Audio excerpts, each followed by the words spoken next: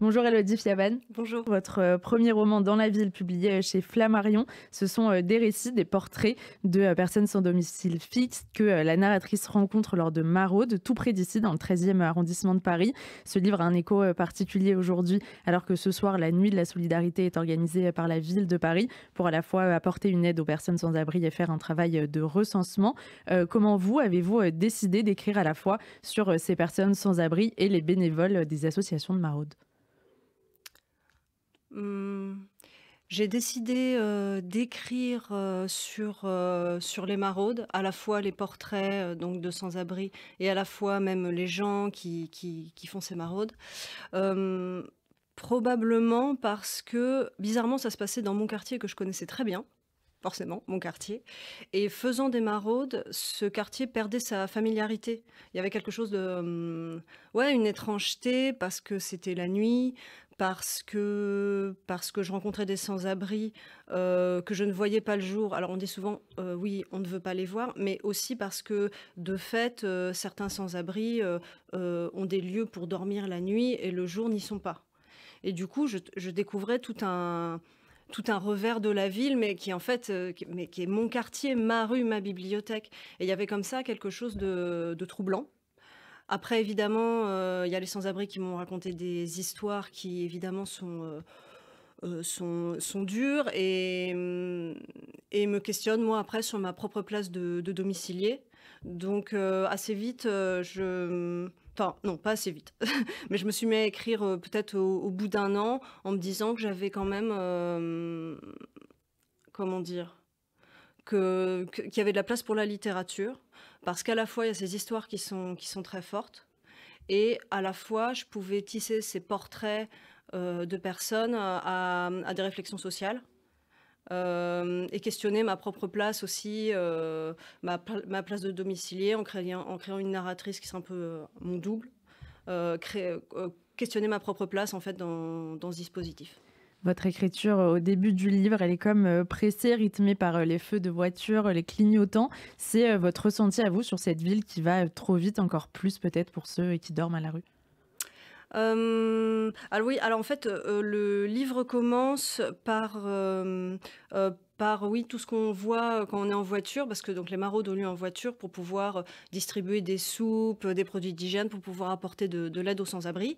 Et il y a quelque chose comme ça, on voit passer tous les magasins, qui défilent, en regardant la rue, et je voulais en partant de ça montrer que un peu mon roman émerge du réel comme ça.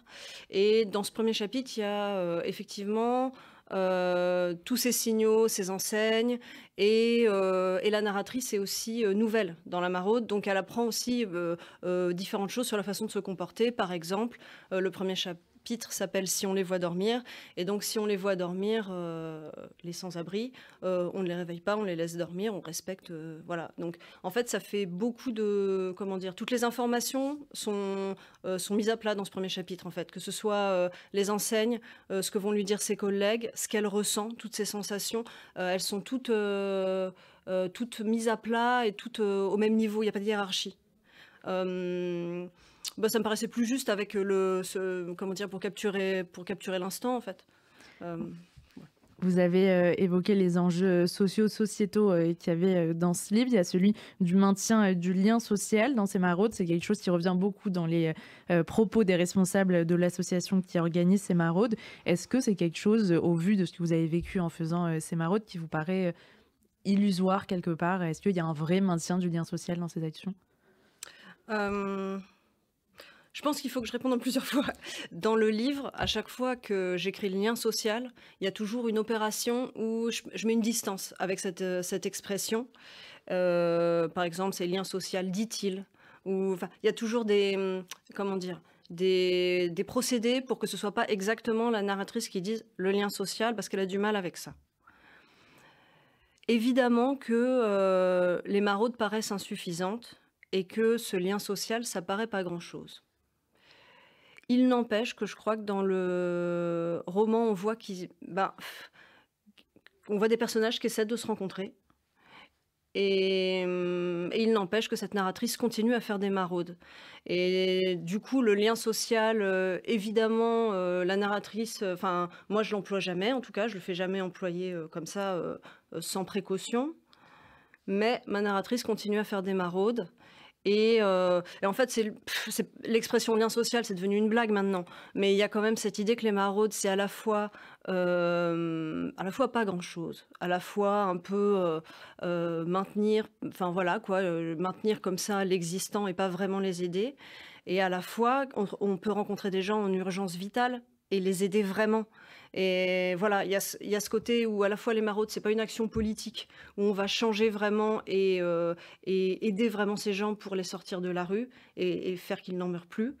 Et pourtant, les maraudes, il y a quand même ouais, il y a quand même cette nécessité vitale à en faire aussi. C'est l'ambiguïté du truc, quoi. Vous posez aussi dans ce livre la question de l'engagement. Vous écrivez, je cite, «Le bénévolat est une douce régression, c'est avant qu'on soit payé, avant qu'on devienne des adultes». Qu'est-ce qui motive ce bénévolat? Est-ce qu'il y a un portrait type du bénévole? Bah, il y a pas de portrait type.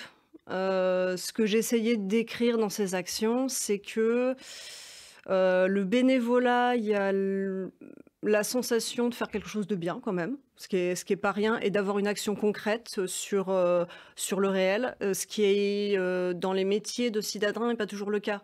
On peut avoir, beaucoup de métiers un peu, comment dire? Où on voit pas concrètement ce qu'on produit dans des bureaux, des choses comme ça. Là, ce bénévolat-là, on voit, c'est pas grand-chose, mais on voit tout de suite quelqu'un qui a très faim, on lui donne une soupe chaude.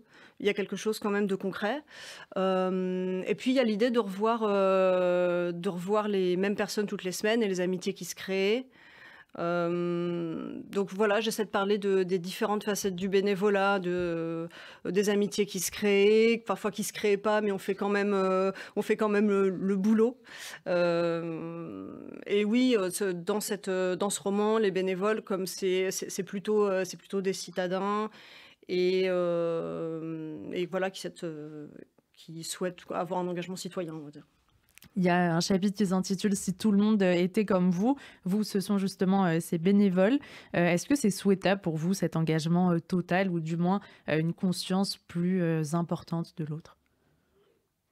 Oui.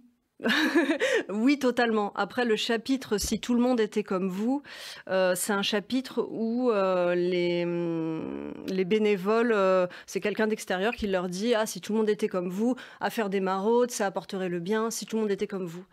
Et la narratrice s'imagine, si tout le monde était comme nous, il y aurait comme ça des gens qui marauderaient et qui apporteraient de l'aide et qui maintiendraient l'existant.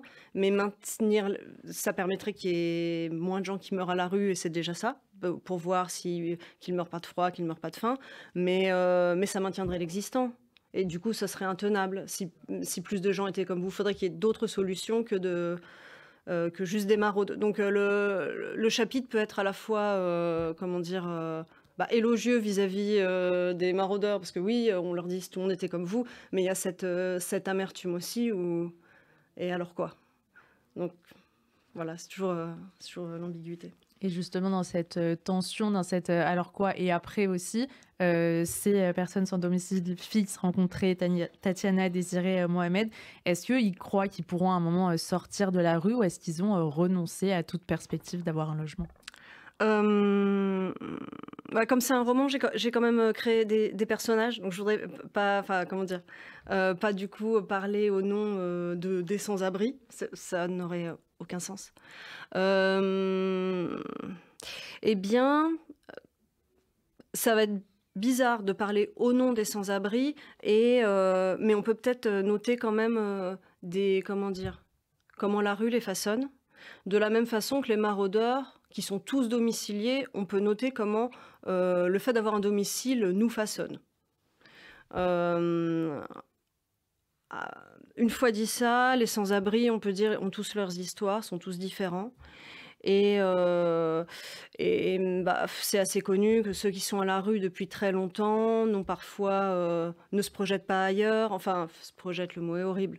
Mais voilà, les histoires sont tous différents. Après, il arrive aussi, fréquemment, qu'ils demandent aux maraudeurs des logements d'urgence et c'est complet. Ou alors ils ne veulent pas aller dans les logements d'urgence, mais là aussi c'est connu, c'est parce qu'il peut y avoir des violences, des choses comme ça. Donc la question, c'est est-ce qu'ils veulent, retrouver un domicile? Est-ce qu'ils y croient? Est-ce que les personnages en question croient à cette possibilité? Est-ce qu'ils y croient encore sur le fait qu'ils pourront retrouver un logement à un moment donné? Ou est-ce qu'ils sont résignés sur le fait que tout le restant de leur vie, ils vont devoir continuer à se battre, à vivre cette vie très difficile à la Mmh. rue? Ouais, bah, c'est compliqué de répondre en général, du coup, je peux que faire ce truc, enfin, la réponse comme ça un peu parcellaire.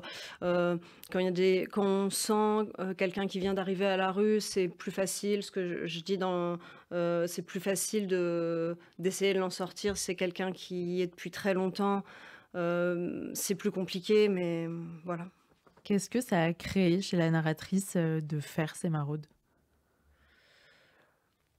Qu'est-ce que ça a créé? Hem, voilà, du coup, il y a ouais, une confusion entre le personnage qui est dans le livre et moi, c'est ça le Non, non, pour le coup, vraiment, le livre aussi, pour engager, à le lire et de se dire: «C'est quoi les sentiments, qui en ressortent?» de se dire: «Je fais cette Bah, ce qui action-là». traverse le livre, c'est probablement une grande attention, aux sans-abri, à chacun, et un questionnement sur, sa propre norme, sa propre place de domicilié, ce que ça questionne de son rapport à la rue. Parce qu'être une femme qui marche dans la rue la nuit, eh ben, ça induit un certain comportement de méfiance et là, quand elle se retrouve en maraude, elle voit une autre réalité. Il y a une façon de voir son quartier différemment. Mmh et après, sans trop raconter la fin, mais le livre, traverse un hiver comme ça et va vers le printemps et il y a comme ça un questionnement sur la ville qui tient les sans-abri sans leur donner le moyen de vivre, en gros. Et elle se demande si elle aussi, elle est pas tenue par la ville, s'il y a pas quelque chose comme ça. Merci beaucoup, Élodie Fiaben, d'avoir été notre invitée sur RCJ. Je rappelle le titre de votre livre, Dans la ville, chez Flammarion. C'était aussi l'occasion pour nous de remercier tous ceux, toutes celles, au FSJU et ailleurs, qui s'engagent chaque jour dans des actions de solidarité.